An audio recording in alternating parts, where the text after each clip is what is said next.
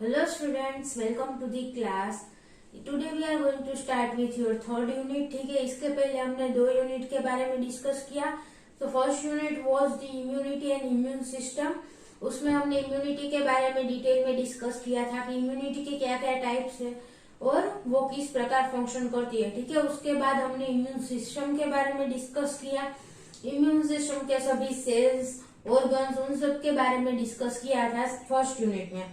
ठीक है, then in second unit we have discussed about the immune response कि जो भी इम्यून सिस्टम के कंपोनेंट्स है वो सब किस प्रकार वर्क करते हैं और इम्यून रिस्पॉन्स में क्या क्या प्रोसेस होती है बॉडी में, उसके बारे में हमने डिस्कस किया था. किस प्रकार इम्यून रिस्पॉन्स एक्टिवेट होता है.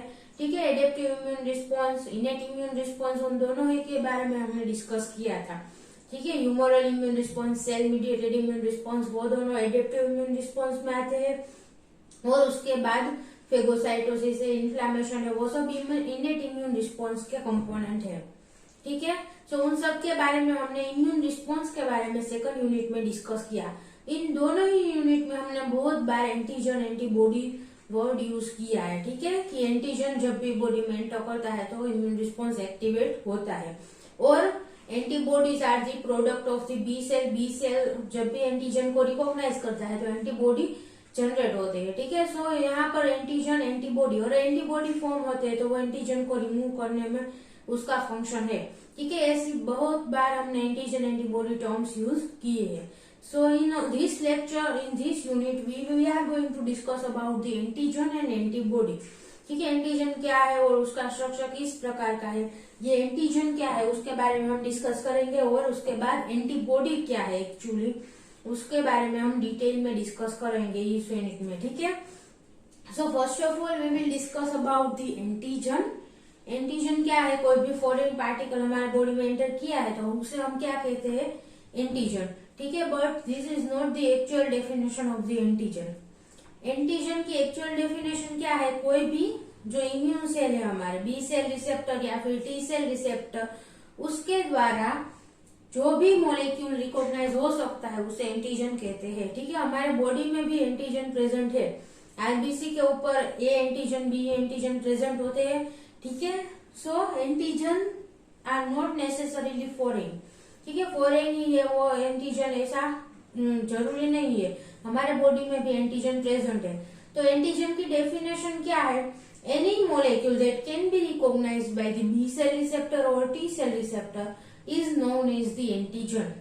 Okay, so एंटीजन की डेफिनेशन और एंटीजन के बारे में हम डिटेल में डिस्कस करेंगे. Then immunogenicity versus antigenicity. ठीक है, this are two terminologies, immunogenicity antigenicity. और एंटीजन के रिलेटेड ही एक टर्म है इम्यूनोजन. ठीक है, सो इम्यूनोजन क्या है और एंटीजन क्या है उसके बारे में हम डिस्कस करेंगे और इन दोनों की जो एबिलिटी है इम्यून रिस्पॉन्स में, ठीक है, उसके बारे में, यानी कि एंटीजेनिसिटी एंड इम्यूनोजेनिसिटी. ठीक है, उन दोनों के बारे में हम डिस्कस करेंगे. Then the factors influencing immunogenicity. Immunogenicity क्या है वो हम डिस्कस करेंगे. Then factors influencing immunogenicity. Immunogenicity को कौन कौन से फैक्टर्स इन्फ्लुएंस करते हैं, ठीक है, उसके बारे में डिस्कस करेंगे. देन एडजुवेंट्स, एपिटोप्स एंड हेप्टेन्स, ये तीनों क्या है उसके बारे में डिस्कस करेंगे. एडजुवेंट्स क्या है, they are the molecules that will help the antigen to enhance the immune response.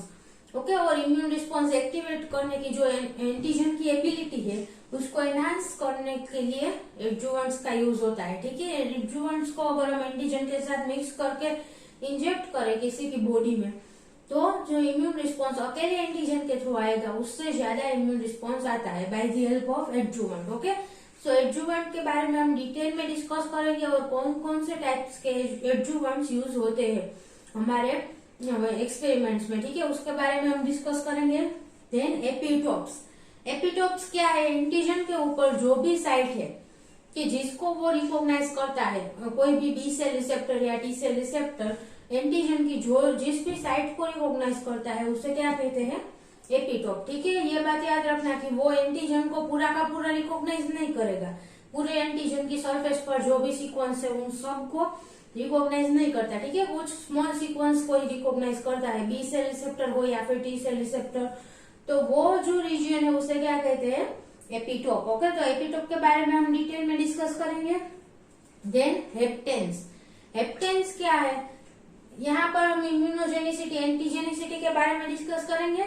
So immunogenicity क्या है, it is the ability of any antigen to और any immunogen to initiate the immune response.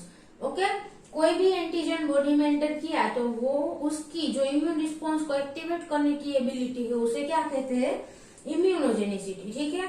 सो सारे के antigenicity का meaning क्या है कि जो हमारे एंटीजन की एबिलिटी है to bind with the B cell receptor या फिर टी सेल रिसेप्टर और एंटीबॉडीज, ठीक है, उसके साथ बाइंड करने की जो एंटीजन की एबिलिटी है उसे क्या कहते हैं, एंटीजेनिसिटी, ठीक है। अभी इसकी डेफिनेशन समझ में नहीं आई है तो हम आगे डिस्कस करने ही वाले हैं डिटेल में। ओके, सो इम्यूनोजेनिसिटी, एंटीजेनिसिटी, अभी सारे के सारे जो एंटीजन है वो इम्यूनोजन नहीं होते हैं, ठीक है, वो हम आगे अभी डिस्कस करेंगे। So the antigens that are not immunogens are known as the hapten. Okay, जो खुद इम्यून रिस्पॉन्स एक्टिवेट नहीं कर सकते और B cell receptor, T cell receptor के साथ बाइंड कर सकते हैं, ऐसे एंटीजन को क्या कहते हैं, हेप्टेन। ओके, सो हेप्टेन्स के बारे में हम डिस्कस करेंगे। So this was all about the antigen, then we will discuss about the antibodies.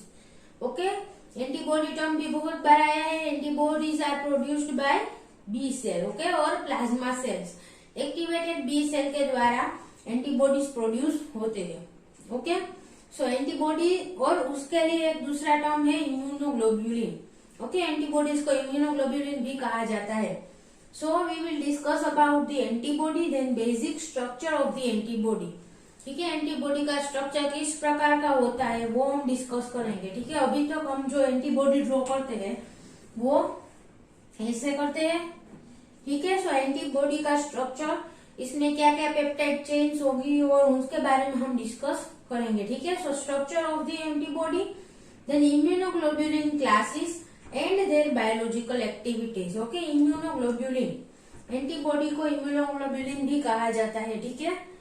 So immunoglobulin classes means immunoglobulin के डिफरेंट क्लासेस प्रेजेंट है। अलग अलग टाइप के इम्यूनोग्लोब्यूलिन हमारे ब्लड में प्रेजेंट होते हैं। तो कौन कौन से टाइप के इम्यूनोग्लोब्यूलिन प्रेजेंट है उन सब के बारे में हम डिस्कस करेंगे। And then their biological activities, ठीक है। अलग अलग इम्यूनोग्लोब्यूलिन का फंक्शन भी अलग अलग होगा, ठीक है। सबका ओवरऑल फंक्शन डिफेंस में ही है, पर कहाँ पर बॉडी के किस ऑर्गन में और किस प्रकार डिफेंस करता है वो अलग अलग होगा सबका, ठीक है। सो इम्यूनोग्लोब्यूलिन की क्या क्या क्लासेस है और उनका बायोलॉजिकल फंक्शन क्या है उसके बारे में हम डिस्कस करेंगे, ठीक है। Then epitopes and receptors on the immunoglobulin molecule. Okay, epitope किसे कहते हैं, हमने यहाँ पर मैंने कहा कि एंटीजन की सरफेस पर जो भी जो सीक्वेंस है और रीजन है जिसको एंटीबॉडी है या फिर T cell receptor, B cell receptor recognise करता है, उस रीजन को क्या कहते हैं, एपिटोप, ठीक है। अगर ये हमारा एंटीजन है, इसके इस रीजन के साथ एंटीबॉडी बाइंड किया है, so this region is known as the epitope. Okay, so epitope सिर्फ एंटीजन पर ही प्रेजेंट नहीं होते, एंटीबॉडीज पर भी एपिटोप प्रेजेंट होते हैं, ठीक है। सो किस प्रकार एंटीबॉडीज पर प्रेजेंट होते हैं वो हम डिस्कस करेंगे। So epitopes and receptors on the immunoglobulin molecule, ठीक है। इम्यूनोग्लोब्यूलिन पर क्या क्या रिसेप्टर प्रेजेंट है और क्या क्या एपिटोप्स प्रेजेंट है उसके बारे में हम डिस्कस करेंगे। Then antibody diversity and clonal selection theory. First, antibody diversity means अलग अलग टाइप के एंटीबॉडीज हमारे बॉडी में प्रेजेंट होते हैं। यूनिवर्स में या फिर हमारे एनवायरमेंट में बहुत सारे प्रकार के एंटीजन प्रेजेंट है, ठीक है। और सभी के अगेंस्ट के एंटीबॉडी, मोस्ट ऑफ एंटीजन के अगेंस्ट के एंटीबॉडी हमारे बॉडी में प्रेजेंट होते हैं। तो इतने डिफरेंट टाइप के एंटीबॉडीज किस प्रकार जनरेट होते हैं वो हम यहाँ पर एंटीबॉडी डाइवर्सिटी, यानी कि अलग अलग एंटीजन के लिए बहुत सारे अलग अलग एंटीबॉडीज हमारे बॉडी में प्रेजेंट है, तो वो किस प्रकार जनरेट होते हैं। And clonal selection theory. Clonal selection theory का मीनिंग क्या है, हमारे बॉडी में किस प्रकार जो है वो पर्टिकुलर टाइप के एंटीबॉडीज ही प्रोड्यूस होते हैं, उसके बारे में हम यहाँ पर क्लोनल सिलेक्शन थियरी में डिस्कस करेंगे। ठीक है, कि यहाँ पर ये एंटीजन बॉडी में एंटर किया है कोई एक एंटीजन, तो उसी के अगेंस्ट के जो एंटीबॉडीज है वो प्रोड्यूस हो गए। ठीक है, दूसरे एंटीजन के अगेंस्ट के प्रोड्यूस नहीं हो गए, जिसका एक्सपोजर हुआ है उसी के अगेंस्ट के एंटीबॉडीज प्रोलिफरेट होते हैं। ठीक है, सो क्लोनल सिलेक्शन थियरी के बारे में हम डिस्कस करेंगे। Then overview of monoclonal antibody and polyclonal antibody. ठीक है, अभी यहाँ पर क्लोनल सिलेक्शन थियरी में क्लोन किसे कहते हैं और उस सब के बारे में हम डिस्कस करेंगे। Then you will understand that what is monoclonal and what is polyclonal. Okay, so monoclonal antibody and polyclonal antibody दोनों ही टाइप के एंटीबॉडीज के बारे में हम डिस्कस करेंगे और ये किस प्रकार जनरेट होते हैं। ठीक है, हम लेबोरेटरी में किस प्रकार मोनोक्लोनल पॉलीक्लोनल एंटीबॉडीज का प्रोडक्शन कर सकते हैं उसके बारे में हम डिस्कस करेंगे। ठीक है, so this is the overall idea about the unit 3, that is the antigen and antibody। ठीक है, हमारे इम्यून सिस्टम में या फिर इम्यून रिस्पॉन्स में जो मेजर कंपोनेंट्स है वो क्या है, एंटीजन एंटीबॉडी। ठीक है, कोई भी हम इम्यूनिटी स्टडी करें, इम्यून सिस्टम स्टडी करें या फिर इम्यून रिस्पॉन्स स्टडी करें, सब में ये दोनों टर्म्स आएगी ही। ठीक है, एंटीजन और एंटीबॉडी। सो आपको इन दोनों के बारे में डिटेल में पता होना चाहिए कि एंटीजन क्या है, किस किस टाइप के एंटीजन प्रेजेंट है। ठीक है, और एंटीबॉडीज क्या है और एंटीबॉडीज की क्या क्या टाइप्स है, ये सब आपको पता होना चाहिए। एंटीबॉडी का फंक्शन क्या है, वो किस प्रकार वर्क करता है। ठीक है, so we will discuss in detail about the antigen and antibody. Okay students, so from next lecture we will start with the antigen. Antigen के बारे में हम स्टार्ट करेंगे। ठीक है, so thank you so much for watching this video.